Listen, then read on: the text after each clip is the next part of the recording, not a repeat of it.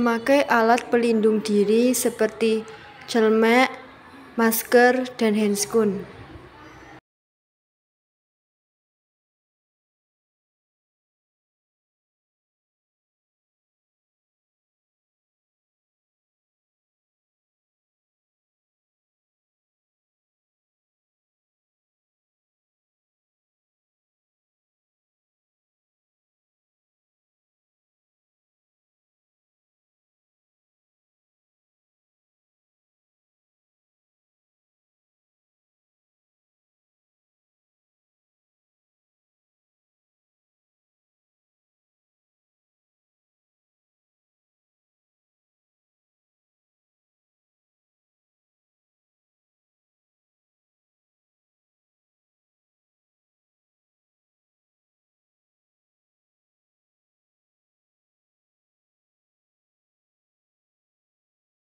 Pengukuran antropometri antara lain penimbangan berat badan, pengukuran panjang badan, pengukuran lingkar kepala, dan lingkar dada.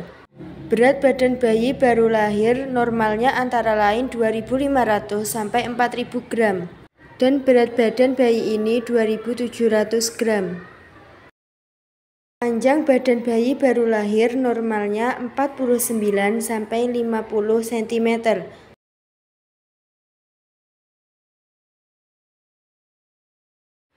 Dan panjang bayi ini 50 cm.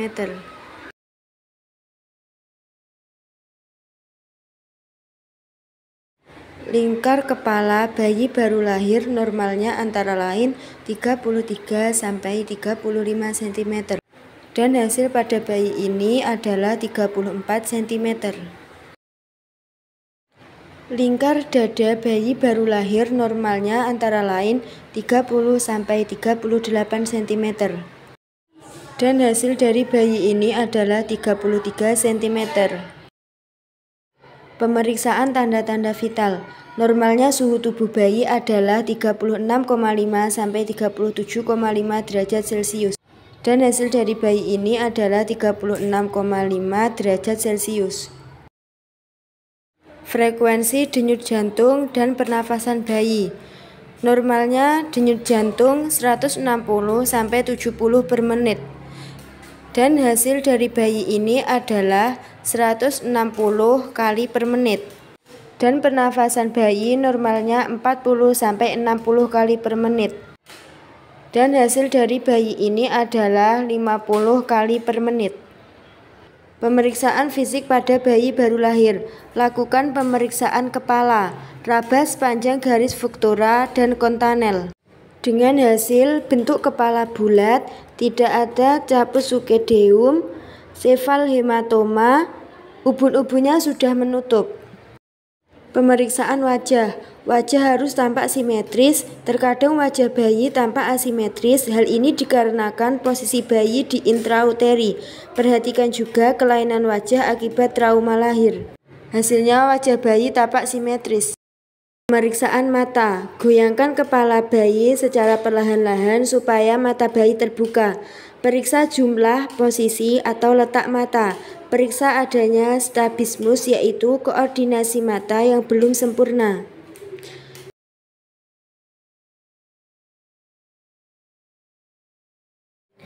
Dengan hasil skleranya berwarna putih, tidak ada pembengkakan pada area mata. Pemeriksaan hidung. Kaji bentuk dan lebar hidung. Pada bayi cukup bulan, lebarnya harus lebih dari 2,5 cm. Periksa adanya sekret terkadang berdarah. Dengan hasil, lubang hidung bayi ada 2, tidak ada mucus, tidak ada mukosa yang berlebihan. Periksa mulut bayi. Perhatikan mulut bayi, bibir harus berbentuk simetris, periksa adanya bibir sumbing. Dengan hasil mulut simetris, tidak ada sumbing. Pemeriksaan telinga. Periksa dan pastikan jumlah, bentuk, dan posisinya. Pada bayi cukup bulan, tulang rawan sudah matang. Daun telinga harus berbentuk sempurna dengan lengkungan yang jelas di bagian atas. Pemeriksaan leher. Leher bayi biasanya pendek dan harus diperiksa kesimetrisannya. Pergerakan harus baik. Periksa adanya trauma leher. Lakukan perabaan untuk mengidentifikasi adanya pembengkakan. Pemeriksaan klavikula. Raba seluruh klavikula untuk memastikan keutuhannya, terutama pada bayi yang lahir dengan presentasi bokong atau distosia bahu. Periksa kemungkinan adanya fraktur. Pemeriksaan tangan. Kedua lengan harus sama panjang. Periksa dengan cara meluruskan kedua lengan ke bawah. Kedua lengan harus bebas bergerak. Jika gerakan kurang, kemungkinan adanya kerusakan neurologis atau fraktur. Periksa jumlah jari. Periksa adanya kuku yang dapat terinfeksi atau tercabut sehingga menimbulkan luka dan perdarahan. Pemeriksaan dada. Periksa kesimetrisannya gerakan dada saat bernafas. Pada bayi cukup bulan, puting susu sudah terbentuk dengan hasil dada bulat simetris. Pemeriksaan abdomen. Abdomen harus tampak bulan dan bergerak secara bersamaan dengan gerakan dada saat bernafas. Kaji adanya pembengkakan. Abdomen yang membuncit kemungkinan karena hepatosplenomegali atau tumor lainnya. Pemeriksaan genitalia. Pada bayi laki-laki, panjang penis 3-4 cm dan 1-1,3 cm. Periksa posisi lubang uretra. Pada bayi perempuan cukup bulan, labia mayora menutupi labia minora. Lubang uretra terpisah dengan lubang vagina. Pemeriksaan tungkai. Periksa kesimetrisannya tungkai dan kaki. Periksa pada kedua kaki dengan meluruskan keduanya dan dibandingkan. Kedua tungkai harus dapat bergerak bebas. Kurangnya gerakan berkaitan dengan adanya trauma, misalnya fraktur, kerusakan neurologis. Pemeriksaan spinal. Periksa dengan cara menelungkupkan bayi, cari adanya tanda abnormalitas. Pemeriksaan kulit. Perhatikan kondisi kulit bayi. Periksa adanya ruam dan bercak atau tanda lahir. Periksa adanya pembengkakan. Perhatikan adanya vernix caseosa. Perhatikan adanya lanugo.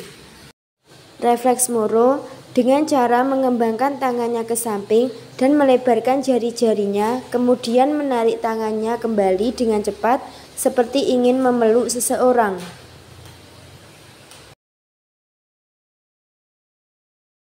Grasp refleks.